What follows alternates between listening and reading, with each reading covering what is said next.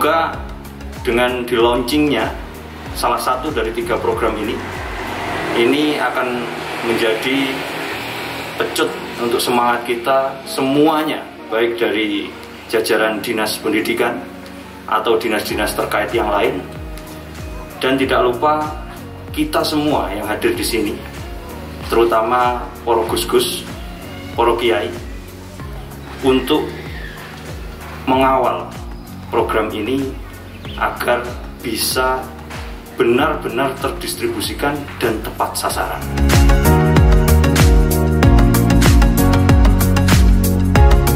Pada saat itu dengan Gus Hasim kalau saya tidak salah. Saat saya mau pulang, beliau memberikan amplop. Saya berpikir, oh ini mau dikasih jimat. Di perjalanan ke acara berikutnya, saya ambil amplop itu, saya penasaran, saya buka. Ternyata ada uang 50.000. Saya tanya, Gus ini buat apa? Mas, itu gaji atau pendapatan guru Madin dalam waktu 1 bulan. Nah, disitulah saya tersentuh. Maka saya harus sampaikan, kalau ada yang berani mengganggu kepentingan guru Madin, maka yang bersangkutan berhadapan dengan saya. Allahumma sholli ala Muhammad wa salatan tunjina biha.